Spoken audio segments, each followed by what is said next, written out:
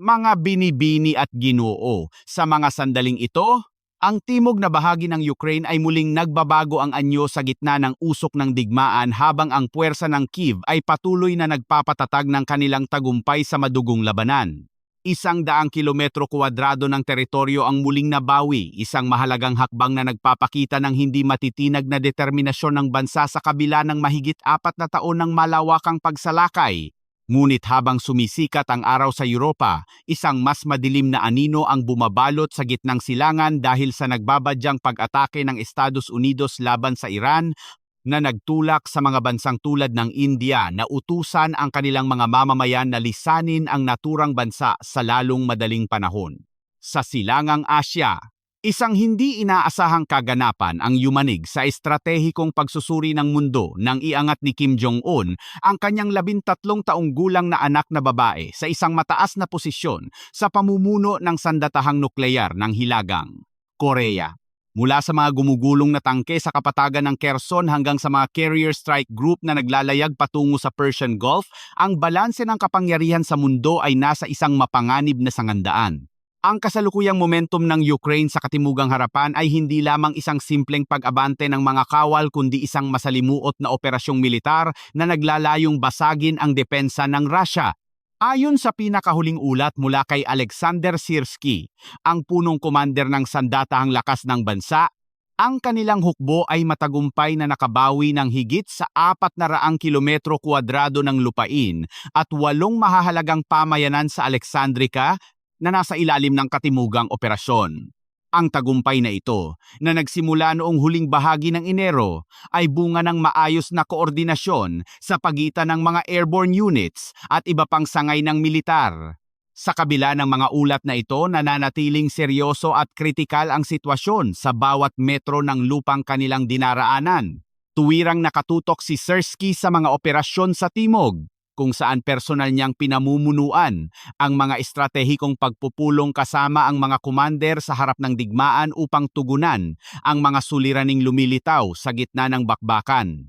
Ang pangunahing layunin ng operasyong ito ay hindi lamang ang pagbawi ng lupa kundi ang pagtiyak sa kaligtasan ng mga sundalo habang pinalalakas ang depensa.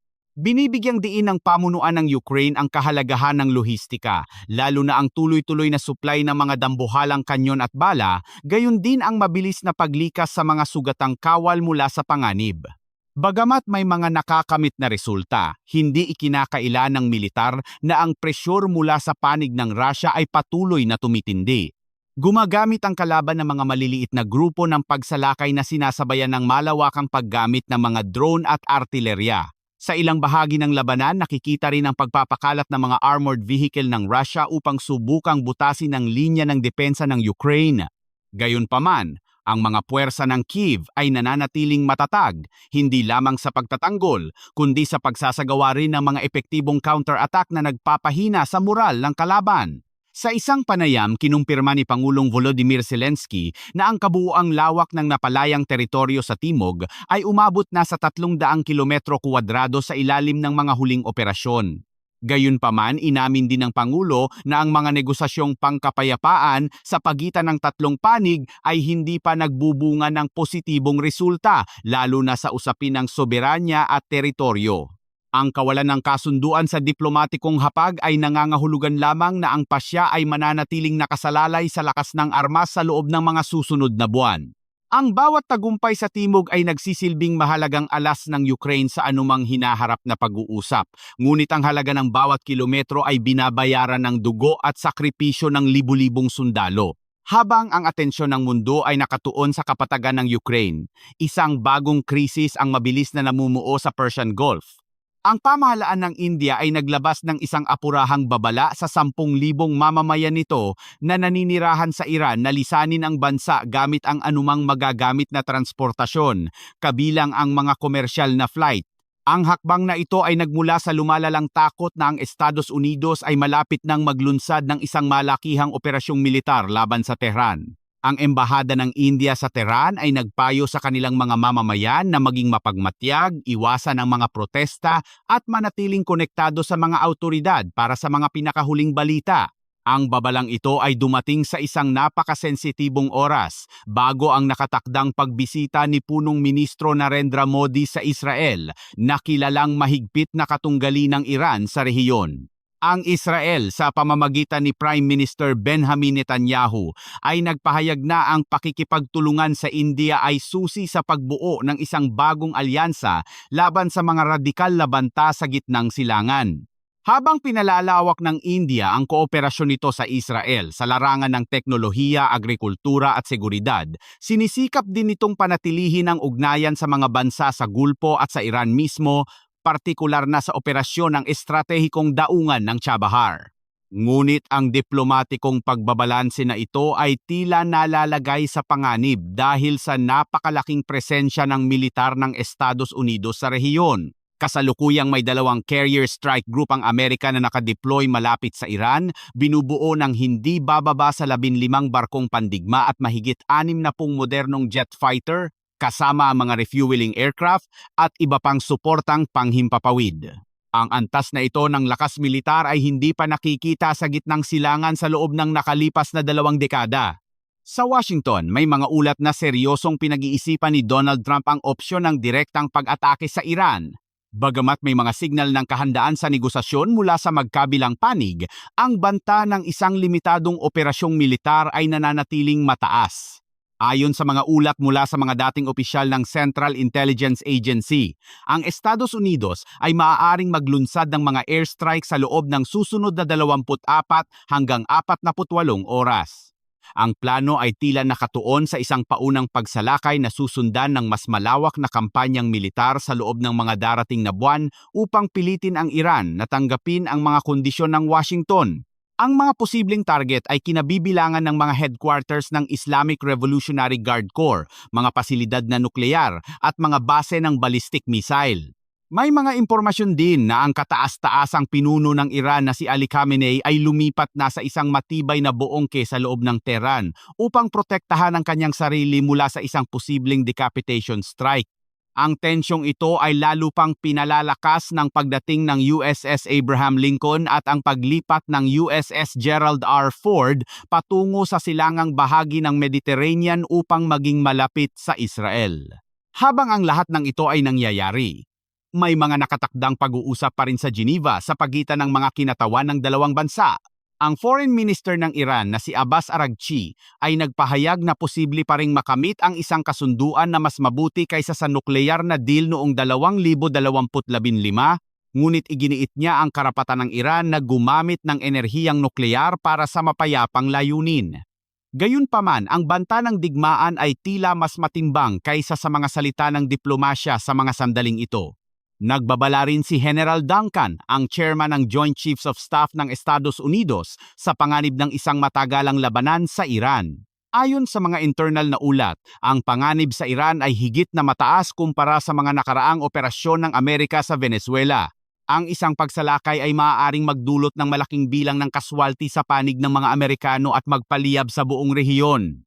Sa kabila nito, ang mga tagapayo ni Trump ay tila nahahati sa 2 kampo, ang mga nagnanais ng mabilis na aksyong militar at ang mga diplomata na humihiling ng karagdagang oras para sa negosasyon. Sinasabi ng mga huli na ang impluwensya ng Amerika ay lalakas sa paglipas ng panahon at dapat gamitin muna ang lahat ng diplomatikong paraan bago ang anumang madugong hakbang. Sa loob mismo ng Iran, ang presyur sa gobyerno ay hindi lamang nanggagaling sa labas kundi pati na rin sa loob. Ang mga estudyante sa Tehran ay muling naglunsad ng mga protesta laban sa administrasyon, nagsunog ng mga watawat sa mga universidad at sumigaw ng mga islogang nagnanais na mabawi ang kanilang bansa mula sa kasalukuyang pamunuan.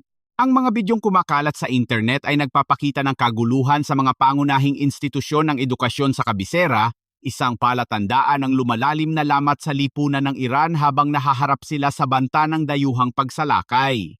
Dahil sa lumalalang sitwasyong pangseguridad, ang Estados Unidos ay nagsimula na ring magbawas ng mga hindi kailangang tauhan at pamilya mula sa kanilang embahada sa Beirut, Lebanon. Ang desisyong ito ay isang maingat at pansamantalang hakbang upang matiyak ang kaligtasan ng mga Amerikano habang pinapanatili ang kakayahang magbigay ng serbisyo kung kinakailangan Ang paglikas sa Lebanon ay may kasamang malalim na alaala ng kasaysayan, partikular na ang mga nakamamatay na pag-atake noong dekada 80 na ikinasawi ng daan-daang Amerikano. Sa kasalukuyan, ang mga puwersang suportado ng Iran tulad ng Hezbollah ay nananatiling aktibo sa Lebanon na nagdaragdag ng panganib sa mga instalasyon ng Estados Unidos. Ang militar ng Amerika ay naghanda na rin ng mga plano para sa mabilisang paglikas gamit ang mga helikopter at barko kung sakaling isara ang paliparan sa Beirut dahil sa posibleng pagsiklab ng labanan. Ang bawat galaw ng mga barkong pandigma sa karagatan at bawat lipad ng mga jet sa himpapawid ay nagpapahiwatig na ang rehiyon ay nasa bingit ng isang malaking pagsabog. Sa gitna ng pandaigdigang kaguluhang ito, ang Hilagang Korea ay nagpakita ng isang kakaibang hakbang sa kanilang panloob na politika. Si Kim Jong-un, na walang anak na lalaki, ay iniulat na itinalaga ang kanyang anak na si Kim Joo-ah sa isang mataas na posisyon sa loob ng Missile Administration. Ang ahensyang ito ang direktang nangangasiwa sa nukleyar na puwersa ng Pyongyang at ang pagtatalagang ito ay itinuturing na isang malinaw na hudyat para sa kanyang pagiging tagapagmana ng kapangyarihan. Sa edad na 13, si Kim Joo-ah ay madalas nang nakikitang kasama ng kanyang ama sa mga opisyal na kaganapan, partikular na sa mga paglulunsad ng mga missile. Ayon sa mga ulat ng intelihensiya mula sa Timog Korea, ang batang babae ay binigyan na ng titulong katumbas ng isang direktor at sa ilang pagkakataon ay nagbibigay na rin ng mga direktang utos sa loob ng ahensya. Ang kaganapang ito ay nagaganap habang si Kim Jong-un ay muling nahalal bilang pangkalahatang kalihim ng Workers' Party of Korea, isang posisyong hawak niya sa loob ng 15 taon. Ang ika-9 na Party Congress ay inaasahang magbibigay ng mas malinaw na direksyon sa papel ng kanyang anak sa loob ng pamahalaan. Bagamat ang proseso ng pagpasa ng kapangyarihan ay maari pang magbago depende sa impluensya ng kanyang tiyahin na si Kim Yo-jong, ang pagpasok ni Kim Joo-ah sa pamumuno ng missile program ay isang historical na pagbabago sa tradisyon ng pamilyang Kim na palaging prioridad ang mga lalaking tagapagmana. Ang pag-angat ng isang kabataang babae sa sentro ng pinakamapanganib na sandata ng bansa ay magkakaroon ng pangmatagalang epekto sa seguridad ng Korean Peninsula at sa buong mundo. Sa ganitong paraan, ang unang bahagi ng ating ulat ay nagtatapos sa isang mundong punong-puno ng tensyon at kawalang katiyakan. Mula sa mga tagumpay ng Ukraine sa timog na may kasamang mabigat na hamon sa lohistika hanggang sa nagbabadyang gulo sa Iran na nagpapatakas sa mga dayuhang mamamayan, at ang misteryosong pag-angat ng susunod na pinuno sa Pyongyang. Ang bawat isa sa mga kaganapang ito ay magkakaugnay sa isang malawak na sapot ng pandaigdigang geopolitika na nagtatakda ng ating kinabukasan. Gemini said, ang pagpapatuloy ng labanan sa Ukraine ay hindi lamang nagiiwan ng mga marka sa mapa ng Europa, kundi nagdudulot din ng isang malalim at masakit na sugat sa ekonomiya at infrastruktura ng bansa na aabuti ng ilang dekada bago tuluyang maghilom. Sa gitna ng mga balita tungkol sa mga napalayang teritoryo, lumabas ang isang komprehensibong ulat na naglalantad sa tunay na halaga ng digmaan. Ang gobyerno ng Ukraine, katuwang ang World Bank, European Commission at United Nations ay naglabas ng ika-5 ulat ng mabilis na pagtatasa sa pinsala at pangangailangan kung saan nakasaad na ang direktang pinsala sa bansa ay umabot na sa nakalululang halaga na $175 bilyong. Ngunit ang mas nakatatakot na figura ay ang kabuuang halaga na kinakailangan para sa rekonstruksyon at pagbawi na tinatayang nasa $588 bilyong. Ang halagang ito ay inaasahang tataas pa habang ang labanan ay patuloy na nagngangalit at walang malinaw na katapusan sa pananaw ng marami. Ang pinsala ay hindi pantay na nakakalat sa lahat ng sektor, ngunit ang mga pinakaapektado ay ang mga pundasyon ng isang modernong lipunan, ang pabahay, transportasyon at enerhiya. Sa sektor ng enerhiya pa lamang, ang bilang ng mga pasilidad na nasira o tuluyang nawasak ay tumaas ng 21% sa loob ng nakalipas na taon. Kasama rito ang mga sistema ng pagbuo ng kuryente, mga linya ng transmisyon at mga network ng distribusyon na mahalaga para sa pang-araw-araw na pamumuhay ng mga sibilyan at ang operasyon ng mga industriya. Ang transportasyon ay hindi rin nakaligtas, kung saan ang pangangailangan para sa rehabilitasyon ng mga riles ng tren at mga daungan ay tumaas ng 24% dahil sa mga sadyang pag-atake ng Russia upang lumpuhin ang daloy ng supply sa bansa. Sa pagtatapos ng 2025, tinatayang 14% ng lahat ng mga bahay sa Ukraine ang napinsala na direktang nakaapekto sa higit sa 3 milyong sambahayan. Ang mga numerong ito ay hindi lamang basta istatistika. Kinakatawan nito ang milyon-milyong pamilyang nawalan ng tirahan at mga komunidad na kailangang magsimulang muli mula sa wala. Sa kabila ng napakabigat na pasaning ito, ang pandaigdigang komunidad sa pamamagitan ng mga organisasyong tulad ng World Bank ay nagpahayag ng kanilang matatag na pangako na tutulungan ang Ukraine sa mahabang proseso ng pagbangon. Ang layunin ay hindi lamang ang itayo muli ang mga nawasak, kundi ang lumikha ng isang mas modernong ekonomiya na may kakayahang makipagsabayan sa pandaigdigang merkado. Gayunpaman, ang bawat dolyar na inilalaan para sa pagpapatayo ng mga tulay o ospital ay kailangang balansehin laban sa pangangailangan para sa higit pang kagamitang militar. Ito ang masakit na realidad ng isang bansang nasa ilalim ng pagsalakay. Ang pangangailangang mabuhay sa kasalukuyan habang pinaplano ang isang kinabukasan na tila napakalayo pa. Dagdag pa rito ang malaking hamon ng paglilinis sa mga lupain mula sa mga bomba at mina na hindi sumabog, isang operasyon na tinatayang mangangailangan ng karagdagang 28 bilyong dolyar upang matiyak na ligtas ang mga mamamayan sa kanilang sariling lupa. Habang ang Ukraine ay nakikipagbuno sa pinsalang pang-ekonomiya, ang kanilang mga diplomatikong kinatawan ay patuloy na naghahanap ng butas upang wakasan ang labanan sa pamamagitan ng negosasyon. Si Kirilo Budanov, ang Chancellery Chief ng Pangulo ng Ukraine, ay nagpahiwatig na ang isang bagong yugto ng pag-uusap ay maaaring maganap sa mga darating na araw. Sa nakalipas na panahon, ang mga lungsod ng Abu Dhabi at Geneva ay nagsilbing tagpuan para sa mga kinatawan mula sa Ukraine, Russia at Estados Unidos. Ang mga pag-uusap na ito ay bahagi ng mas malawak na pagsisikap ng Washington na makahanap ng isang exit strategy para sa krisis na tumatagal na ng 4 na taon. Ayon kay Budanov, ang mga negosasyon ay hindi biro at puno ng tensyon, ngunit nararamdaman ng lahat ng panig na malapit na ang oras para sa isang mahirap na desisyon. Ang magpatuloy sa isang walang katapusang digmaan o ang tumawid patungo sa isang mapait ngunit kinakailangang kapayapaan. Isang nakapupukaw ng pansin na aspeto sa mga pahayag ni Budanov ay ang kanyang obserbasyon sa asal ng panig ng Russia sa harap ng hapagkainan. Inilarawan niya ang mga kinatawan ng Moscow bilang propesyonal, disiplinado at sumusunod sa mga diplomatikong protokol. Sa kabila ng matinding hidwaan sa pagitan ng kanilang mga bansa, ang ganitong paglalarawan ay bihirang marinig sa gitna ng digmaan at maaaring magpahiwatig ng isang antas ng kahandaan na makipag-usap ng seryoso. Bilang unang hakbang sa pagbuo ng tiwala, inaasahan ang isang malakihang palitan ng mga binihag na sundalo na maaaring mas malaki pa sa nakaraang palitan kung saan 157 tao ang pinauwi ng bawat panig. Gayunpaman, ang posibilidad ng isang direktang paghaharap sa pagitan nina Zelensky at Putin ay nananatiling malabo sa ngayon, isang mithiin na bagamat sinusubukan ay hinahadlangan ng napakaraming pampulitikang balakid.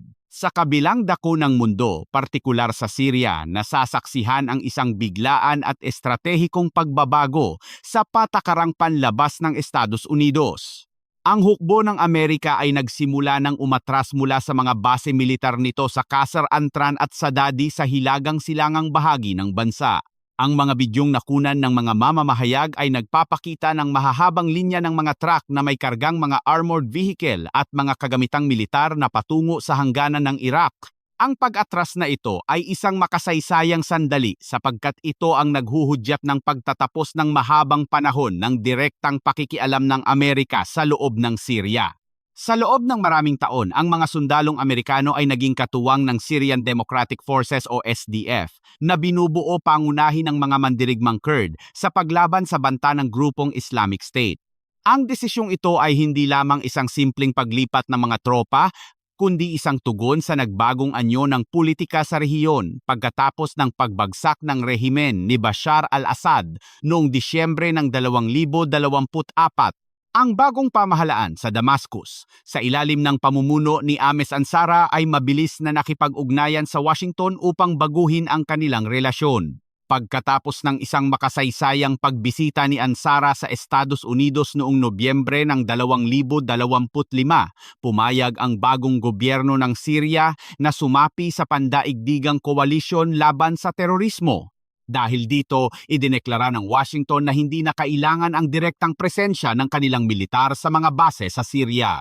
Ang pag-atras na ito ay nagpapakita ng isang pragmatikong paglipat ng Amerika mula sa pakikipag-alyansa sa mga lokal na milisya tungo sa pakikipagtulungan sa isang bagong sentralisadong pamahalaan. Bagamat ito ay isang tagumpay para sa bagong administrasyon sa Damascus, nagiiwan ito ng malaking katanungan tungkol sa kinabukasan ng mga Kurd na naging tapat na kaalyado ng Amerika sa loob ng mahabang panahon.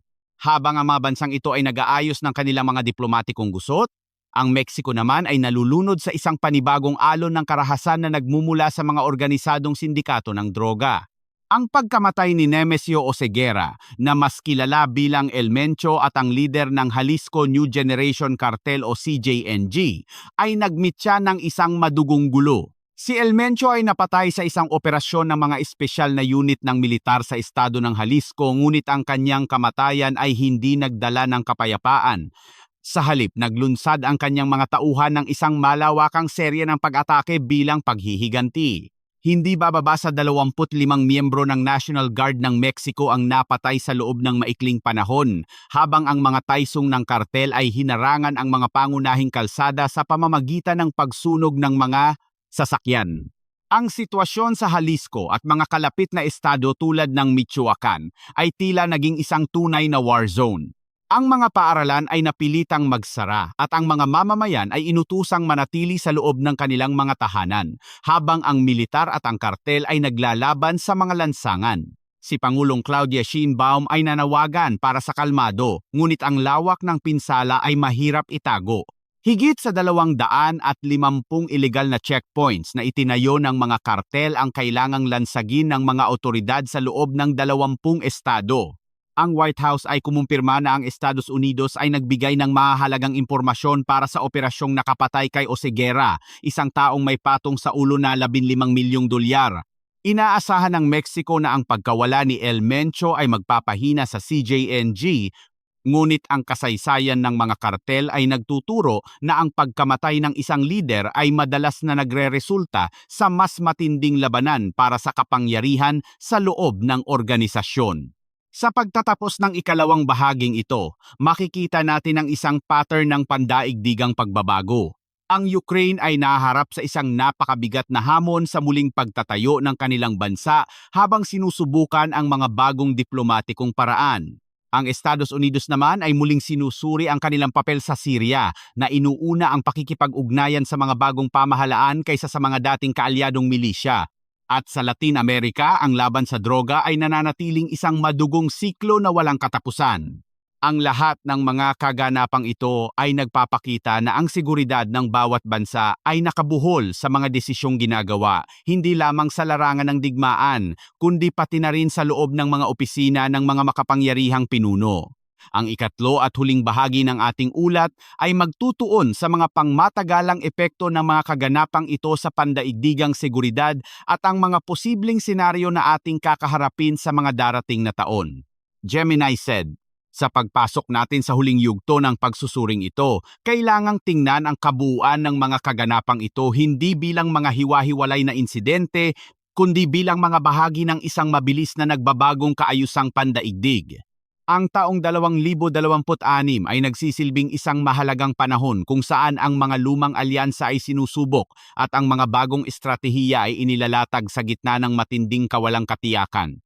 Mula sa madugong kapatagan ng Ukraine hanggang sa mainit na tubig ng Persian Gulf, ang bawat desisyon ng mga pinuno ay may kaakibat na malalim na implikasyon sa seguridad ng bawat bansa, kabilang na ang ating rehiyon sa Timog Silangang Asya.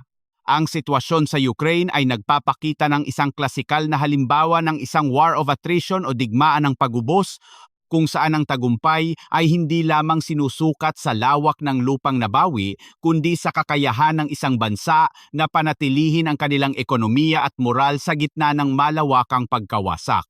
Ang pagkabawi ng Ukraine sa 400 kilometro kwadrado sa timog ay isang malakas na mensahe, ngunit ang tunay na labanan ay nasa likod ng mga linya ng kanyon. Ang pangangailangan para sa 588 bilyong dolyar para sa rekonstruksyon ay isang pasaning maaaring magpabago sa takbo ng politika sa loob ng Kyiv. Habang ang bansa ay umaasa sa tulong mula sa labas, ang bawat kilometrong kanilang nababawi ay nagiging batayan ng kanilang karapatan sa soberanya sa harap ng mga diplomatikong pag-uusap. Gayunpaman, ang pagkilala ni Bodanov sa profesionalismo ng mga negosyanteng Ruso ay nagpapahiwatig na sa kabila ng brutalidad ng digmaan, ang mga pintuan para sa isang pragmatikong solusyon ay unti-unti nang bumubukas. Marahil dahil sa pagkapagod ng parehong panig pagkatapos ng 4 na taon ng walang humpay na bakbakan. Samantala, ang krisis sa Iran ay nagpapakita ng isang kakaibang anyo ng estratehikong presyur. Ang pagpapakalat ng Estados Unidos ng napakalakas na puwersang pandagat at panghimpapawid ay hindi lamang para sa paghahanda sa isang pagsalakay, kundi isang paraan ng coercive diplomacy o mapilit na diplomasya. Ang layunin ay pasukuin ang Tehran nang hindi kinakailangang magpaputok ng unang bala. Ngunit ang kasaysayan ng Iran ay nagtuturo na ang ganitong uri ng presyur ay madalas na nagbubunga ng mas matinding pagkakaisa sa loob ng kanilang bansa. Ang paglikas ng mga mamamayang Indian at Amerikano mula sa rehiyon ay isang malinaw na indikasyon na ang panganib ng isang hindi inaasahang pagkakamali o miscalculation ay napakataas. Isang maling galaw mula sa isang barkong pandigma o isang hindi autorisadong pag-atake ng isang drone ay sapat na upang silaban ang isang digmaan na hihigop sa buong gitnang silangan. Para sa Pilipinas at iba pang mga bansa na umaasa sa supply ng langis mula sa rehiyong ito, ang anumang pagkagambala sa Persian Gulf ay nangangahulugan ng mabilis na pagtaas ng presyo ng bilihin at krisis sa enerhiya. Sa Silangang Asya, ang pagpasok ni Kim Ju-ay sa pamumuno ng missile program ng Hilagang Korea ay nagtatakda ng isang bagong yugto sa kanilang doktrinang nuklear. Ang pagtatalaga sa isang 13 taong gulang na babae sa isang sensitibong posisyon ay isang matapang na pahayag mula kay Kim Jong-un. Ang kanilang lakas nuklear ay hindi lamang isang pansamantalang panangga, kundi isang pamanang ipapasa sa susunod na henerasyon. Ipinapakita nito sa mundo na ang denuklearisasyon ng Korean Peninsula ay isa ng malayong pangarap. Ang Hilagang Korea ay naghahanda para sa isang pangmatagalang pakikipagtuos sa kanluran at ang pagpapakita sa susunod na pinuno sa gitna ng mga sandatang mapanira ay paraan upang masanay ang kanilang mamamayan at ang buong mundo sa bagong realidad ng kanilang kapangyarihan. Ito ay isang estratehikong leksyon sa pagpapanatili ng rehimen sa kabila ng matinding sangsyong pang-ekonomiya. Ang pagbabago sa Syria naman ay nagbibigay ng isang mahalagang aral sa geopolitika. Walang permanenteng kaaway, tanging permanenteng interes lamang. Ang mabilis na pag-atras ng Estados Unidos at ang kanilang pakikipag-ugnayan sa bagong pamahalaan sa Damascus ay nagpapatunay na ang Washington ay handang isakripisyo ang mga dating alyansa, tulad ng sa mga Kurd, kapalit ng isang mas matatag na relasyon sa isang sentralisadong gobyerno na makatutulong sa kanilang mas malawak na layunin sa rehiyon. Ang pragmatismong ito ay maaaring maging hudyat ng isang bagong estilo ng pakikialam ng Amerika kung saan mas pinapahalagahan ang pagbuo ng mga alyansa sa mga opisyal na estado kaysa sa pagsuporta sa mga rebeldeng grupo o milisya. Ito ay isang pagkilala na ang pagpapatatag ng isang bansa pagkatapos ng digmaan ay nangangailangan ng pakikipagtulungan sa kung sino ang may hawak ng kapangyarihan sa kabisera. Sa kabilang dako, ang sitwasyon sa Mexico ay isang paalala na ang pinakamalaking banta sa seguridad ng isang bansa ay hindi palaging nanggagaling sa ibang estado, kundi mula sa loob mismo. Ang Hydra Effect kung saan ang pagkamatay ng isang lider ng kartel ay nagbubunga ng mas marami at mas marahas na paksyon ay isang hamon na hindi kayang lutasin ng bala lamang. Ang karanasan ng Mexico sa ilalim ng CJNG ay nagpapakita na ang mga sindikato ng droga ay may kakayahang tapatan ang lakas ng militar at kontrolin ang malalawak na bahagi ng teritoryo. Ang leksyon dito para sa pandaigdigang seguridad ay ang kahalagahan ng matatag na institusyon at ang pagtugon sa mga ugat ng kahirapan at korupsyon na nagpapakain sa mga ganitong organisasyon. Sa pagtingin natin sa hinaharap, ang mundong ating kinakaharap ay isa kung saan ang kapangyarihan ay unti-unting nagiging multipolar. Ang Estados Unidos ay hindi na ang tanging boses na nagdidikta ng direksyon ng kasaysayan. Nakikita natin ang pag-angat ng mga rehiyonal na kapangyarihan tulad ng India na gumaganap ng papel bilang isang mahalagang tagapamagitan at ang pagpupumiglas ng mga bansa tulad ng Iran at Hilagang Korea na manatiling may kinalaman sa gitna ng presyur. Ang balanse ng kapangyarihan ay masalimuot at puno ng mga panganib na maaaring magdulot ng malawakang krisis sa anumang sandali. Para sa mga tagamasid sa Pilipinas, ang mga kaganapang ito ay dapat magsilbing paalala na ang seguridad ng bansa ay hindi lamang nakasalalay sa ating mga hangganan. Ang bawat tagumpay sa Ukraine, bawat tensyon sa Iran, at bawat paglulunsad ng missile sa Korea ay may epekto sa daloy ng kalakalan, presyo ng langis at ang katatagan ng ating sariling rehiyon. Ang estratehikong leksyon ay malinaw. Kailangan ng isang bansa ang matatag na depensa, isang maliksi at matalinong diplomasya, at isang ekonomiyang may kakayahang bumangon sa gitna ng krisis. Sa pagtatapos ng ulat na ito, nananatili ang katanungan. Handa ba ang mundo para sa mga hamon ng 2026 at sa mga darating pang taon? Ang usok mula sa mga labanan sa Ukraine at ang init sa Persian Gulf ay mga paalala na ang kapayapaan ay isang marupok na kalagayan na nangangailangan ng patuloy na pagpupursige at tamang pagpapasya. Habang tayo ay nagmamasid sa mga pagbabagong ito, kailangang manatiling mulat at kritikal sa bawat impormasyong ating natatanggap dahil sa panahon ng digmaan at geopolitika, ang katotohanan ang madalas na unang nagiging biktima. Narito ang kabuuan ng ating pagsusuri sa mga pinakamahalagang kaganapan sa mundo sa kasalukuyan. Mula sa mga tagumpay at pasakit sa Europa hanggang sa nagbabadyang gulo sa gitnang silangan at ang mga pagbabago sa Asya at Amerika Latina. Ang kasaysayan ay isinusulat sa bawat segundo at tayo ay saksi sa mga sandaling magtatakda ng ating bukas. Maraming salamat sa inyong pakikinig at pagsubaybay sa malalimang pagtalakay na ito. Naway nagbigay ito ng mas malinaw na pananaw sa mga komplikadong isyong kinakaharap ng ating mundo.